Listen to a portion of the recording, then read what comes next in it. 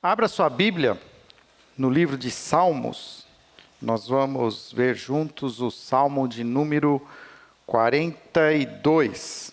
Nós estamos no último domingo do mês de setembro e não quero deixar passar esse mês de setembro, onde a sociedade civil denomina o mês de setembro como o mês da cor amarela, porque nós estamos também em campanha para evitar que pessoas também cometam suicídio, abram mão da sua vida. E nós sabemos que a depressão, ela é uma porta de entrada para muitos daqueles que acabam tendo essa opção por abrir mão das suas vidas. E então, nós vamos falar hoje sobre esse tema. Crente também tem depressão. Capítulo 42 do livro dos Salmos.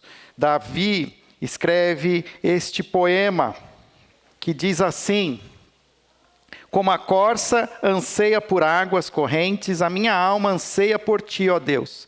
A minha alma tem sede de Deus, do Deus vivo. Quando poderei entrar para apresentar-me a Deus? Minhas lágrimas têm sido meu alimento, de dia e de noite, pois me perguntam o tempo todo: onde está o seu Deus? Quando me lembro destas coisas, choro angustiado, pois eu costumava ir com a multidão, conduzindo a procissão à casa de Deus, com cantos de alegria e de ação de graças entre a multidão que festejava. Por que você está assim tão triste, ó minha alma? Por que está assim tão perturbada dentro de mim? Põe a sua esperança em Deus, pois ainda o louvarei. Ele é o meu Salvador e o meu Deus. A minha alma está profundamente triste. Por isso, de ti me lembro desde a terra do Jordão, das alturas do Hermon, desde o monte Mizar. Abismo chama abismo, ao rugir das tuas cachoeiras. Todas as tuas ondas e vagalhões se abateram sobre mim. Conceda-me o Senhor o seu fiel amor de dia. De noite esteja comigo sua canção. É minha oração ao Deus que me dá vida. Direi a Deus, minha rocha: por que te esqueceste de mim? Por que devo sair vagando e pranteando, oprimido pelo inimigo? Até os meus ossos sofrem agonia mortal, quando os meus adversários zombam de mim, perguntando-me o tempo todo: onde está o seu Deus? Por que você está assim tão triste, ó minha alma? Por que está assim tão perturbada dentro de mim? Põe a sua esperança em Deus, pois ainda o louvarei. Ele é o meu Salvador e o meu Deus. Oremos. Senhor, ajuda-nos a entender a Tua palavra. Dá-nos, Senhor, a iluminação do Teu Espírito Santo, para que possamos aqui também entender como aplicá-la esta palavra aos nossos corações. Viva, Senhor, em nossos corações, é o que te pedimos, em nome de Jesus. Amém. O tema de hoje, crente também tem depressão, eu tirei de um livro que eu li em 2017, quando eu estive falando uma última vez sobre esse tema. Eu descobri que faz 4 anos que a gente não separa um domingo para falar um pouco mais sobre esse assunto que tem a ver com o sofrimento mental e o sofrimento emocional. E dentre esses sofrimentos, talvez o que nós mais conhecemos e é mais popular hoje é aquilo que nós chamamos de depressão. Esse livro, eu achei ele online pelo Amazon, pelo Kindle, então ele é super barato, é fácil de ler e ele é uma boa recomendação de leitura para aqueles que querem entender um pouco mais as causas da depressão, a prática, como você pode vencer a depressão, quais passos você deve dar. Ele é bem prático e bem elucidativo, e eu de alguma maneira quero usar ele como base para isso que nós vamos falar aqui hoje. E eu tenho também que expor aqui que a depressão hoje é uma realidade nas nossas vidas. O quadro talvez não está aqui tão claro para você, mas eu vou te ajudar. Ele diz o seguinte, ele fala aqui, deixa eu ver aqui onde está o raiozinho aqui. Opa! perdi aqui o raio-x. Mas diz assim, 20% foi o aumento do número de casos de depressão entre 2005 e 2015. Ou seja, esse estudo não inclui o que aconteceu na pandemia. E o que aconteceu na pandemia, todos nós sabemos que acelerou tudo. Todos os processos foram acelerados na pandemia.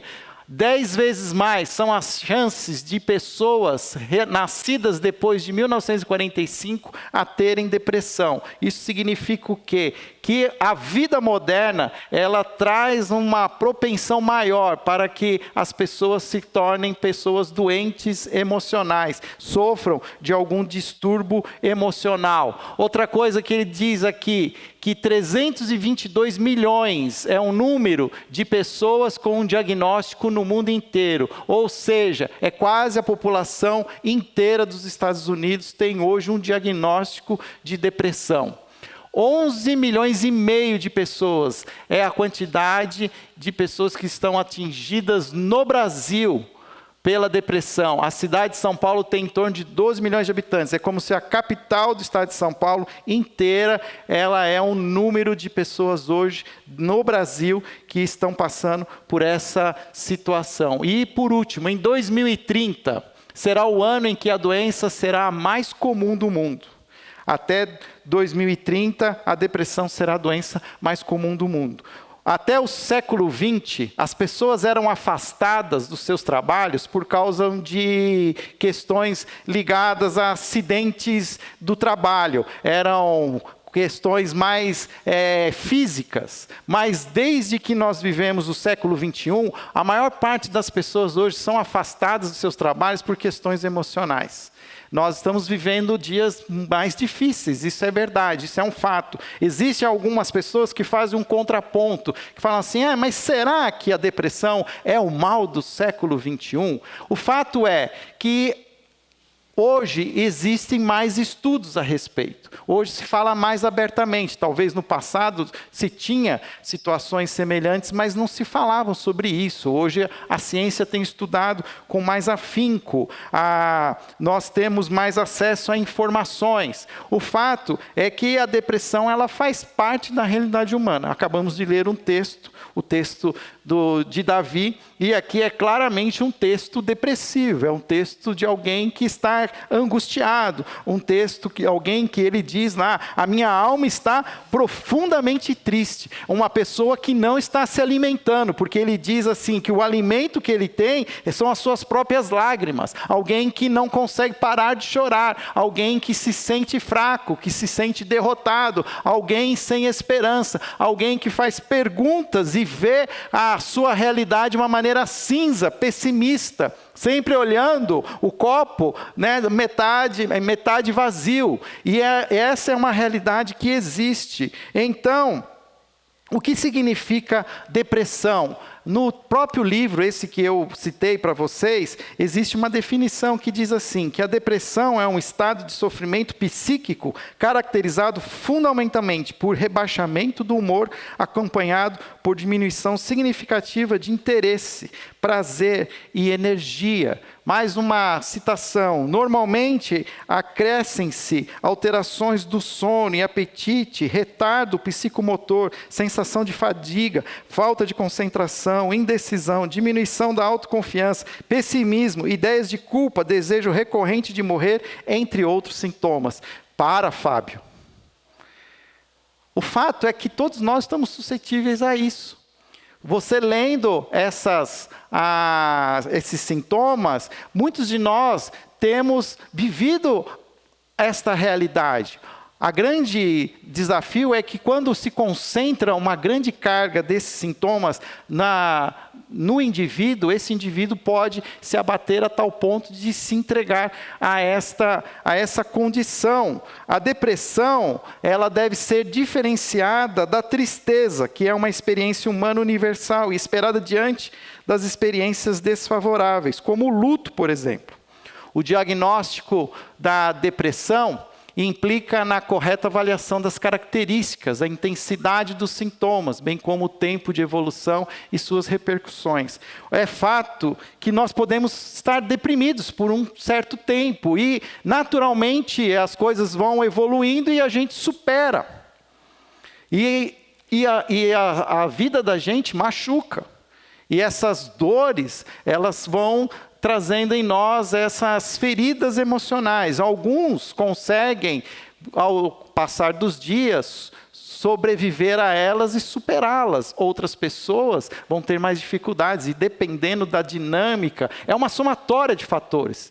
Não tem como a gente dizer que uma coisa é assim e outra coisa é assado. Mas percebe, então, a complexidade do assunto. Então é preciso falar, nós precisamos falar sobre isso. Nós não podemos fingir que isso não existe. É uma realidade que está nas nossas casas. Nós estamos falando sobre isso nos nossos grupos de oração.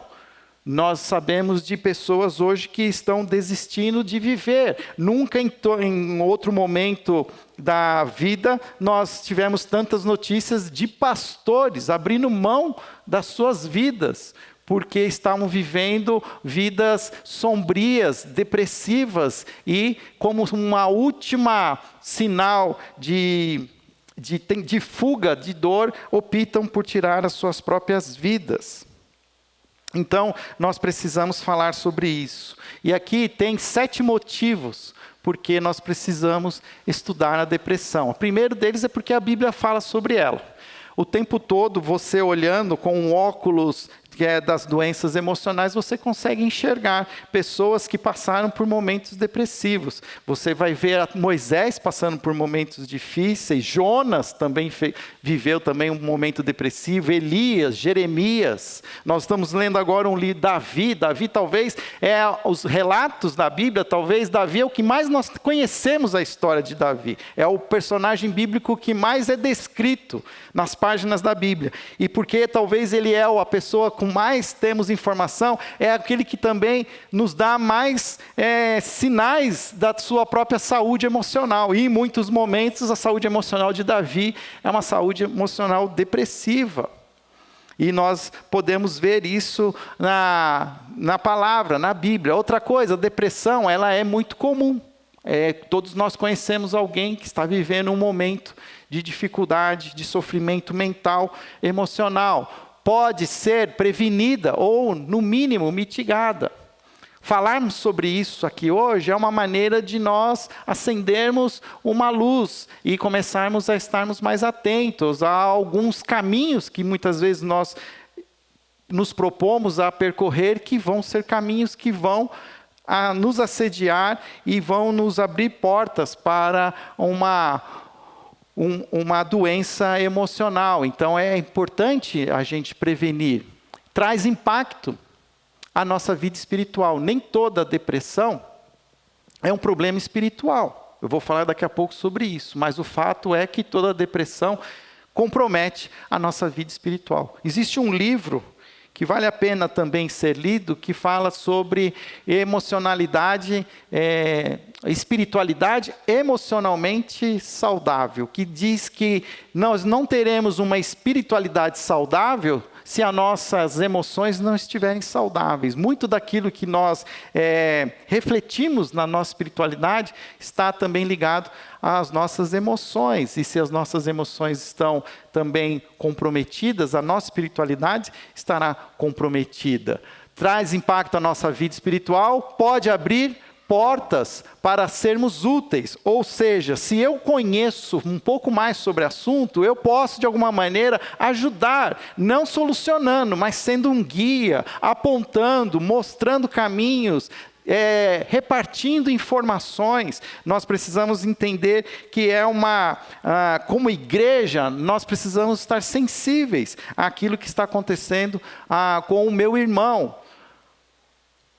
Nada se desperdiça na economia de Deus. O que significa isso? Que mesmo quando eu também estou vivendo um momento delicado de sofrimento mental, emocional, de depressão, eu preciso entender que isso faz parte de um propósito de Deus e que Deus pode estar, inclusive, usando esse momento difícil e delicado da minha vida para me tornar mais forte, para que eu me torne uma pessoa mais comprometida, afinada com os propósitos de Deus. Eu vim de um retiro de casais há 3 semanas atrás, em que um pastor que repartiu comigo o púlpito, ele conta uma história extremamente impactante sobre a depressão. E ele falando lá ao público, ele diz que ele nunca quis estar em depressão, mas que ao mesmo tempo hoje ele entendeu que aquilo foi uma maneira como Deus o trouxe de volta à vida. Foi como se fosse aquele choque que ele precisava tomar para entender algumas realidades. E a propósito, esse pastor já está confirmado, ele estará presente no nosso próximo retiro de casais, que vai acontecer em setembro do ano que vem. O nome dele é Davi Santos, pastor da Igreja Batista Comunhão, em Caxias do Sul. Ele já confirmou a presença dele, ele será o preletor. Mas nós não podemos esperar até setembro para falar de depressão. Nós precisamos falar, até setembro do ano que vem, nós precisamos falar hoje.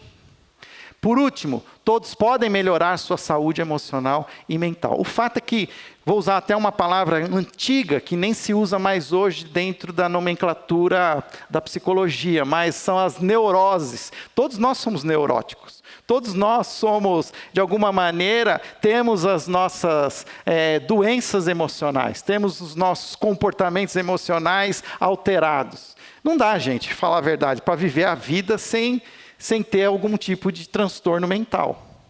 Todos nós somos transtornados mentalmente. Tenha filhos e você será transtornado mentalmente. Case-se e você será transtornado mentalmente. Arrume um emprego e você será transtornado mentalmente. Não tem o que você faça que não venha trazer pressão, que venha a criar tensões. E dependendo da fragilidade das nossas emoções, nós vamos pirar, nós vamos ser neuróticos. E todos nós somos um pouquinho neuróticos. De médico e louco, todo mundo tem um pouco. Não falam sobre isso? É a verdade. O fato é que a gente precisa falar sobre essas coisas. Mas muitas vezes, aquilo que pode ser até mesmo como agora a gente está aqui achando isso até engraçado, pode ser trágico. E nunca a gente tem ouvido tanto falar como hoje de pessoas que estão em momentos extremamente sombrios, momentos assim de fuga, de esconderijo, e que precisam da nossa ajuda. A gente precisa evitar 2 extremos e buscar o equilíbrio, porque muito já foi falado dentro das nossas igrejas sobre esses 2 extremos. O primeiro extremo é dizer que a depressão ela é fruto do nosso pecado. Não necessariamente isso é uma verdade, às vezes isso pode ser. Davi também passou por uma situação parecida com essa, de depressão, por causa do pecado. Não foi aqui o fato, mas se você ler o Salmo 51, você vê um homem oprimido, angustiado, deprimido, mas por consequência das suas escolhas, das suas atitudes, das suas decisões pecaminosas. E muito no passado, principalmente nas igrejas, se colocava um estigma sobre a pessoa que era deprimida. Ah, ela tem algum pecado escondido, ela fez alguma coisa errada. E isso é recente. Tempos atrás eu estive conversando com um pastor que na sua igreja uma pessoa morreu de câncer. E o marido agora tentando vamos dizer assim, superar o trauma, na cabeça dele, ele chegou a uma conclusão que a sua falecida esposa tinha cometido um adultério no passado. E ele quer descobrir a razão, porque a sua esposa, de alguma maneira, teve todas aquelas consequências malignas, como se a mão do Senhor pesasse. E nós precisamos evitar um extremo como esse, como precisamos também evitar um outro extremo, que também fala assim que a depressão é uma opressão demoníaca. Isso pode acontecer? Pode acontecer, mas não é a realidade. Quando você vai principalmente em igrejas neopentecostais, nós vemos muitas vezes que pessoas que estão vivendo esse momento de depressão, sobre elas é colocada ali uma expectativa de que a oração, de que o jejum, de que alguns ritos podem fazer com que ela se livre daquela opressão maligna. E a depressão, ela não necessariamente é uma opressão maligna. Algumas causas gerais da depressão.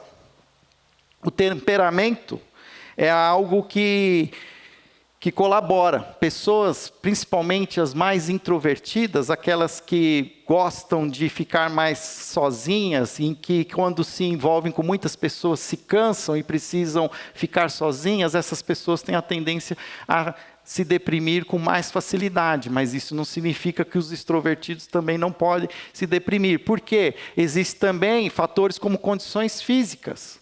Alguns têm questões genéticas que agora a ciência tem explicado, tem a ver com questões hormonais, com componentes químicos, que algumas pessoas não produzem e precisam complementar com remédios, com suplementos, para que elas possam voltar a ter um equilíbrio.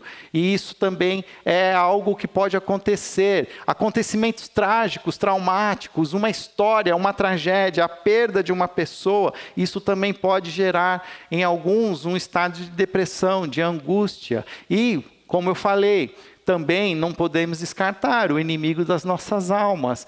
O inimigo, ele está rondando como um leão, procurando a quem possa devorar. E ele vai usar de todos os artifícios para nos abater e nos tornar pessoas inválidas, pessoas que não podem, de alguma maneira, contribuir para a expansão do Evangelho. Então, é um assunto complexo. Não temos como, de alguma maneira, cravar que as causas são de um jeito e que a cura é de outro, mas é preciso falar sobre isso. Nós lemos agora o Salmo 42. O Salmo 42 relata um pouco desse momento depressivo de Davi.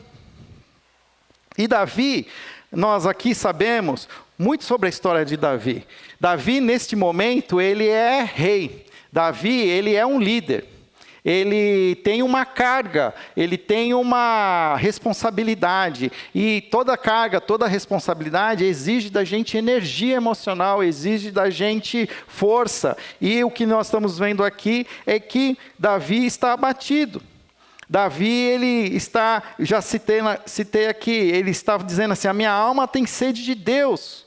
Quando poderei entrar para apresentar-me a Deus? De certo, Davi não estava em Jerusalém, Davi estava distante, ele não poderia voltar para Jerusalém, e isso abatia o seu coração. Ele estava, de alguma maneira, ouvindo críticas, pois as pessoas perguntavam para ele. O versículo 3 deixa isso claro, e essa pergunta é repetida várias vezes: onde está o seu Deus? E quando me lembro destas coisas, o que ele diz? Choro angustiado. E ele lembra do passado: pois eu costumava ir com a multidão, conduzindo a procissão à casa de Deus, com cantos de alegria e de ação de graças, entre a multidão que festejava. E aí ele se pergunta o tempo todo: por que está assim, tão perturbada dentro de mim, ó minha alma? E ele fica aqui numa batalha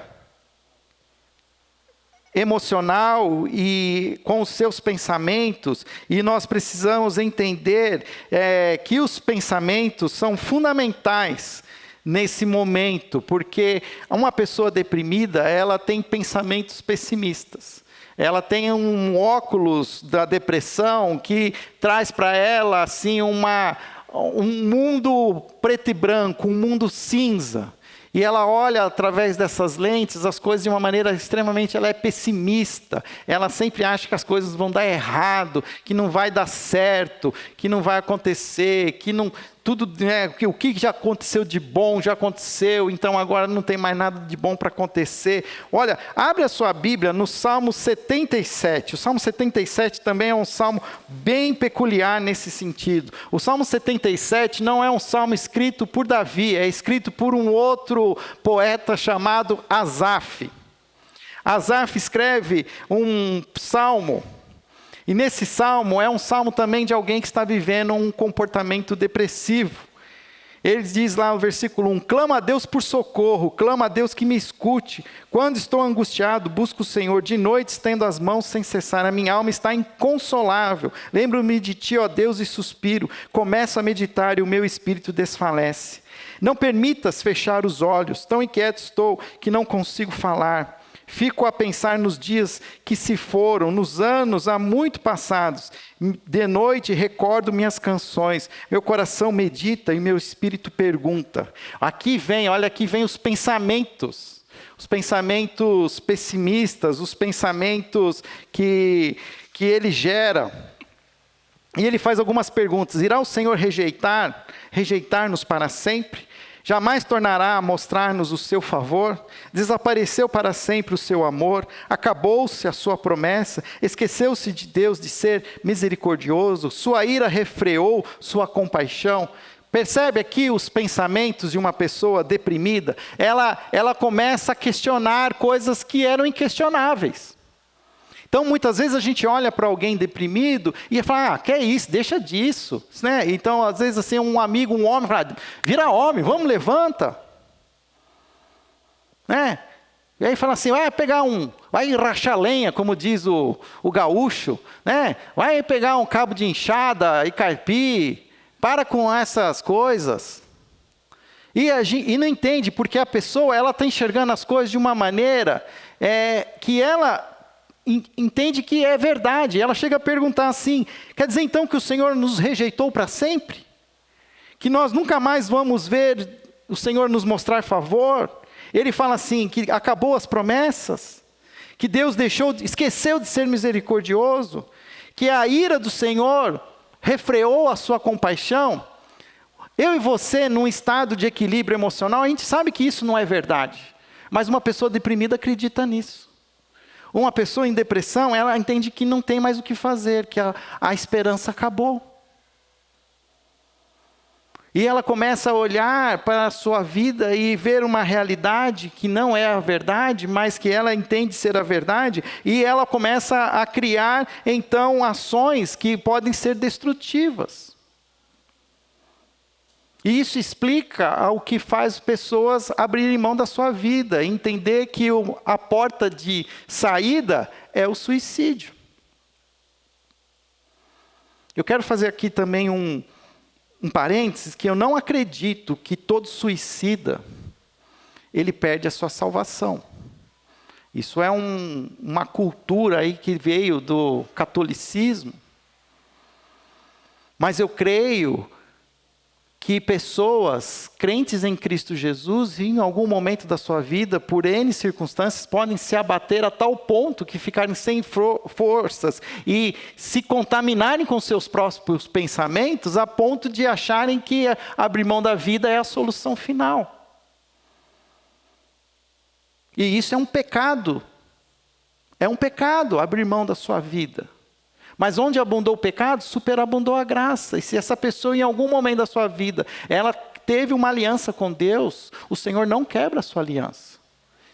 O Senhor não quebra a aliança. Mas o fato é que a gente tem visto hoje pessoas perdendo a esperança.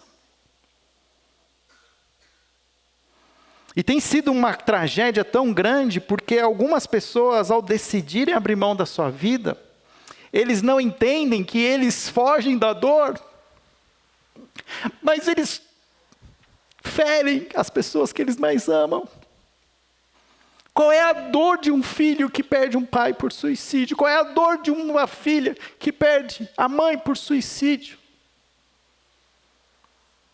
É uma tragédia na sociedade.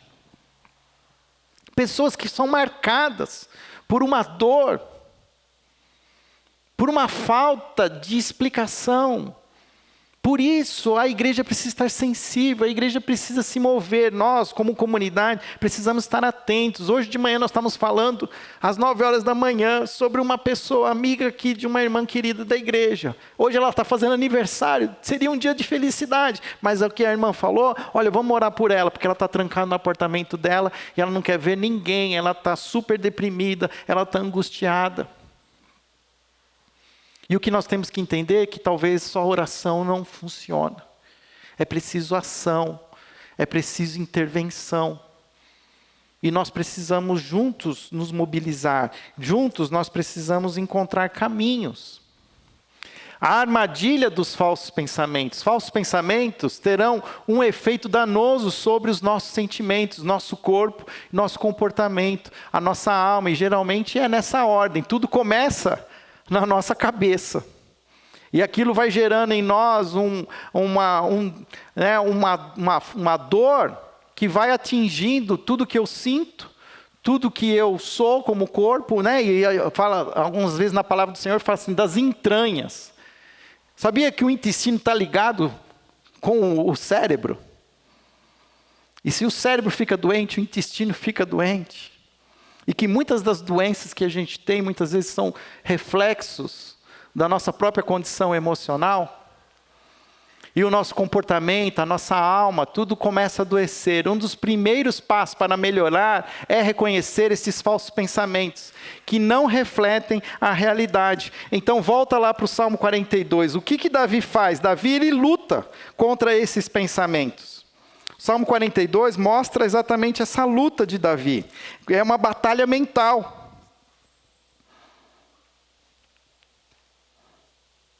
Ele fala lá no último versículo. Versículo 11. Por que você está assim tão triste, ó minha alma? Ele fala que ele está conversando com ele mesmo. Por que está assim tão perturbada dentro de mim? Põe a sua esperança em Deus, pois ainda o louvarei. Ele é o meu Salvador, é o meu Deus. Ele prega para ele mesmo. Por isso que uma pessoa emocionalmente doente, ela precisa conversar. E é exatamente o que uma pessoa que está deprimida não quer fazer. Ela não quer falar com ninguém, ela não quer conversar. Mas é importante, ela precisa ouvir. Porque os pensamentos dela estão falando tão alto que ela não está ouvindo mais ninguém. E às vezes, por isso que é importante, às vezes, um profissional, um conselheiro. E aqui, de novo, quem medica uma pessoa com depressão é um psiquiatra. Nada contra os outros médicos, os clínicos gerais, que todos eles, ginecologistas, sei de ginecologista que receita medicamento antidepressivo para suas pacientes. Mas os psiquiatras são os especialistas, quando a intervenção química é necessária. Pastor não é psiquiatra. Pai e mãe não é psiquiatra. Mas é preciso criar um pool, né? um grupo de pessoas para ajudar. Amigos que falem. Quando Jó ficou em depressão, ele ouviu alguns amigos. Ele não ouviu tudo que era, talvez ali, o correto, mas existiam vozes que não deixavam ele se contaminar com a sua própria voz. Por isso é importante a conversa, é importante a exposição verbal. As convicções moldam os pensamentos. As nossas crenças e valores que adotamos moldam a mente e, consequentemente, a visão que temos da vida, do mundo, dos relacionamentos e de tudo mais. Semana que vem nós vamos começar uma série nova falando sobre a igreja. E eu quero trazer para vocês aqui um pouco daquilo que está relatado nas 7 cartas às 7 igrejas do Apocalipse. Por quê? Porque eu tenho visto que nós estamos nós estamos adotando uma perspectiva pessimista do futuro. E o futuro já nos foi revelado. O futuro é glorioso. Existe um Cristo que não é mais aquele servo sofredor, mas ele tem uma outra visão, e a igreja precisa renovar a sua visão. Uma pessoa deprimida precisa aprender a enxergar o mundo com outros óculos. E isso é importante, então, essa interação. Devemos falar com o nosso eu, em vez de permitir que o nosso eu fale conosco. Por isso é tão importante a gente expor essas realidades nesses dias. Algumas sugestões práticas que nós podemos ter. Aceitar que estar com depressão não é pecado. E, de fato, é compatível com o cristianismo. É muito possível que muitos que estão aqui hoje estão passando por algum momento de depressão, alguns com uma intensidade maior, né? Os médicos eles têm uma classificação de nível de depressão. Eu sei que eu sou tendencioso a ficar deprimido. Eu já tenho um temperamento mais melancólico, então se as coisas começam a não funcionar do jeito que eu quero, eu já tenho um perfeccionismo. Então quando eu olho, já não vejo que a coisa funcionou, eu já começo a achar que aquilo não dá certo, está tudo errado, que não vai para frente. Ó vida, ó Deus, ó céus. E aí eu já não quero mais falar com ninguém, não quero conversar com a Daniela, quero ficar dentro da casa, quero só assistir televisão. Aí a Daniela vem e fala para mim assim, quando foi a última vez que você conversou com o André? André é um pastor amigo meu, e quando ela faz essa pergunta eu já sei. Preciso sair da caixinha, preciso sair da caverna escura. Estou me afogando nos meus próprios pensamentos. Estou de alguma maneira me tornando uma pessoa depressiva. A gente precisa se conhecer. Entender quem nós somos. É importante isso. Espere pacientemente pelas correções em seu estilo de vida, pensamento ou na química para ter efeito sobre os seus sentimentos como um todo. O que significa isso? Que quando você começar a buscar corrigir aquilo que está hoje fora de controle, você vai precisar entender que as coisas não começam de um dia para o outro. Que não é no primeiro remédio antidepressivo que o dia seguinte tudo já melhorou. Porque você não chegou nesse estado de depressão de um dia para o outro. Então você não sai também de um dia para o outro. É uma luta, é um dia de cada vez, é pacientemente. E você precisa saber entender, seguir as rotinas. Relaxar, fazer pausas, exercitar-se. Esses dias eu encontrei uma senhorinha aqui, que não é da nossa igreja, da nossa comunidade, mas ela vem aqui no artesanato. Ela falou, vi lá você, né, de manhã na piscina. Né? Querendo dizer assim, que vida boa. A piscina para mim é uma maneira de eu exercitar. Eu odeio entrar na água às 7 horas da manhã. Mas fazer aquele exercício às 7 horas da manhã me ajuda. Faz com que a minha cabeça produza a serotonina que eu preciso. Aquele sol da manhã, ele vai na minha pele, é a vitamina D que eu preciso. Quando eu faço aquilo lá, eu estou dizendo o seguinte, gente, eu venci a preguiça, a procrastinação. Eu consegui mais um dia. Eu odeio a terça-feira, quando eu vou ter que ir de novo na natação. Eu já fico olhando se o clima vai estar bom, se vai estar chovendo, se está frio. Mas eu tenho que fazer, faz parte do processo. Porque eu sei que é um dia de cada vez, e a coisa tem que ir pacientemente, não resolve. Não é só uma vez na natação, mas é 2 vezes por semana. Faça sol, faça frio. Tenha um tempo separado para a leitura da sua Bíblia e para a oração. Pessoas que começam a entrar no estado de depressão, é fato, elas não têm vontade de ler a Bíblia. Elas não estão elas ficam sem forças. E uma coisa que eu aprendi, inclusive, com esse pastor André, que é alguém que também já passou por depressão. Uma vez ele falou assim para mim, Fábio, quando eu não consigo ler a Bíblia, eu procuro alguém que lê a Bíblia para mim. E sabe o que ele fazia? Ele procurava no YouTube bons pregadores que pregavam para ele, porque ele não estava sendo capaz. Agora, o que acontece? E vamos aqui ser bem sinceros com a gente, quando a gente está bem assim para baixo, deprimido. A gente procura encher a nossa cabeça de lixo. A gente se enche de série. E aí a série, quanto mais pesada, melhor, né? Mas só afunda mais a gente. A gente começa a ouvir música pesada. Quando, na verdade, é um outro exercício. Não tenho que buscar o lixo, eu tenho que buscar a vida. A palavra de Deus é vida. E eu preciso me esforçar. Então é como uma corrida também, ou uma caminhada, um exercício. Você não vai fazer os 5 quilômetros hoje. Então você não vai ler a Bíblia 1 hora hoje, mas você vai ler 5 minutos. Você vai ler um salmo. Você vai ler alguns capítulos. Hoje existem aplicativos que eles leem para você ao devocional. Se você não conhece, depois me procura. Eu reparto com você. Você pode pôr lá e ele lê a palavra de Deus, ele fala, repercute a palavra de Deus e ele ajuda você a orar ainda.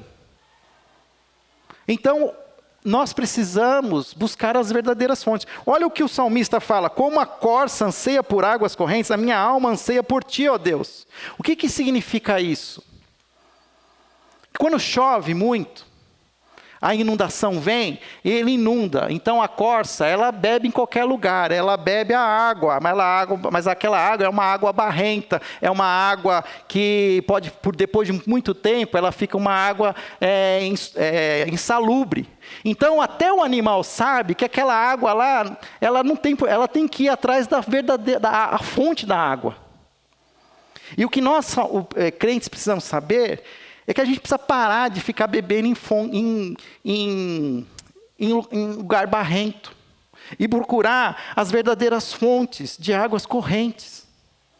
Assim como Deus falou para a mulher samaritana: se você beber de mim, do seu interior fluirão rios de água viva. Eu tenho que crer nisso, eu tenho que beber disso, eu tenho que buscar essa fonte. Se eu não sei onde está essa fonte, procure alguém que você vê que bebe dessa fonte. Quando eu não consigo, eu procuro alguém que consegue. Quem são as pessoas que estão ao seu redor, que refletem esse comportamento saudável? Porque também, vamos falar a verdade, quando a gente quer também se justificar, a gente procura os perdidos. Quando na verdade a gente tem que procurar os que estão sobrevivendo, estão lutando, se encorajando com eles. Quando orar, diga a Deus exatamente como você se sente, seja totalmente honesto. Orar por outros que sofrem pode também ajudar a tirar os seus pensamentos de você, mesmo por algum tempo. Cuidado com a autocomiseração. Coitadinho de mim, é só comigo que acontece, é só eu que não consigo, é só eu que não tenho, é só eu. Não, meu amigo, não é só você. Elias entrou nesse looping de pensamento, e ele achava que ele era o único profeta, e Deus chocou ele dizendo assim: olha, existem outras centenas de profetas que não se dobraram com Baal, para o Deus Baal, que você não é só você, existem outros, e outros às vezes com lutas até maiores. Então às vezes, assim, tirar o foco de você é bom, porque você começa a olhar para o outro. Você começa a achar a ajuda no outro. Ontem à noite eu ouvi aqui um pouquinho da palavra que foi repartida pela Fernanda, uma pastora muito assertiva na sua palavra, porque ela falou da ideia de que eu não me ajudo a mim mesmo, eu preciso da ajuda do outro.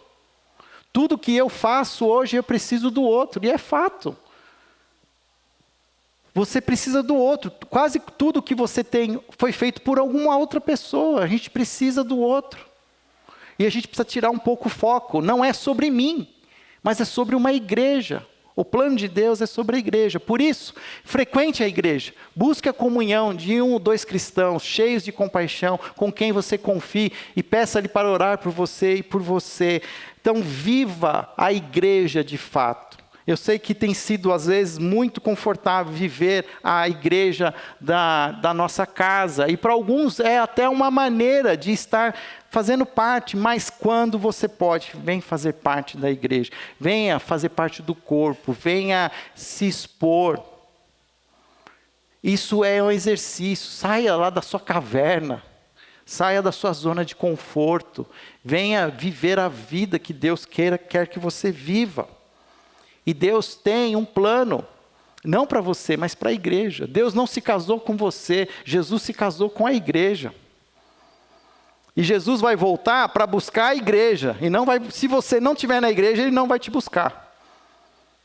Se vira com isso agora, Espírito Santo. Jesus fez uma aliança com a igreja. E Ele vem para se casar com a igreja. Mas a igreja é difícil, eu fiquei doente na igreja. Eu também. Caiu meus cabelos brancos aqui. Quem lembra de 7 anos atrás? Vamos pegar umas fotos, olha que bonito. Isso aqui é o look pós-pandemia. Não tem como, gente. Viver relacionamentos é se expor, é se machucar, ser machucado. Mas nós precisamos um do outro. Eu não posso sozinho, nós precisamos caminhar juntos. O convite de Jesus é claro, ele diz: venham a mim todos vocês que estão cansados de carregar as suas pesadas cargas. Eu lhes darei descanso, sejam meus seguidores, aprendam comigo, porque eu sou bondoso, eu tenho um coração humilde e vocês encontrarão descanso. Você quer encontrar descanso? Você quer encontrar alívio? Você quer sair da sua caverna escura? Então, ouça o convite de Jesus. E olha o que Jesus faz. Ele fala: venham a mim. Jesus, ele diz: sigam-me. Porque Jesus, ele diz: eis que estou à porta e bato. Se você abrir a porta, eu entrarei. E parece que a gente faz um exercício de dizer assim: daqui eu não saio, ninguém me tira. Agora, se Jesus vier aqui, eu saio. Mas olha, Jesus não vai vir. Jesus vai te chamar e você precisa levantar. Como ele fez com os paralíticos: levanta, pega a sua cama. E ele ainda faz uma pergunta muitas vezes: você quer ser curado? Porque o fato é que tem gente que não quer ser curado. O fato é que tem gente que está gostando dessa autocomiseração. Mas também sei que tem gente hoje que está clamando por socorro e a gente não está ouvindo. Nós precisamos estar sensíveis, precisamos perceber quem são aqueles que ficaram no meio do caminho, aqueles que não voltaram da pandemia, aonde eles estão. Será que nós não precisamos ser aquele instrumento de Jesus? Lembra da história do filho pródigo e do filho mais velho? O pai não foi buscar o filho, mas quem deveria ter ido? O irmão. O irmão mais velho devia ter ido. Nós somos os irmãos mais velhos. Aonde estão os nossos irmãos mais novos? É uma pergunta que eu preciso fazer todos os dias. Percebe? Nós temos um grande desafio. Queridos, acabou meu tempo, 12:00. Tem gente que ainda vai fazer o almoço. Mas a gente não pode deixar de pensar nessas coisas. Nós precisamos ser uma igreja sensível a esse tema. É uma provocação, está acabando o mês. Mas se você precisa de ajuda, pede ajuda. Venha falar comigo, fale com os pastores, procure o líder do seu pequeno grupo, procure alguém que você conhece.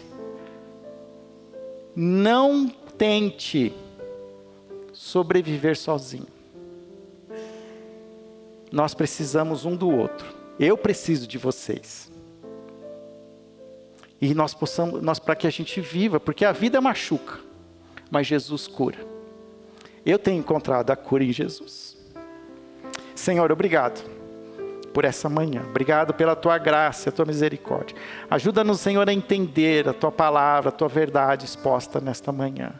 Ajuda-nos a ser sensíveis à dor do outro. E se eu sou aquele que hoje, Senhor, sinto a dor, que eu também, ó Pai, tenha a coragem de me expor e de dizer que preciso da ajuda, que os meus pensamentos têm me afogado e que eu preciso, Senhor, da tua boa mão, que me tire desse dilúvio de pensamentos depressivos. Senhor, que a tua luz se derrame sobre nós, derrame sobre os nossos corações, sobre as nossas mentes, trazendo a nós a saúde emocional que nós precisamos para viver as vidas que o Senhor escolheu para nós. Essa é a nossa oração, em nome de Jesus. Amém.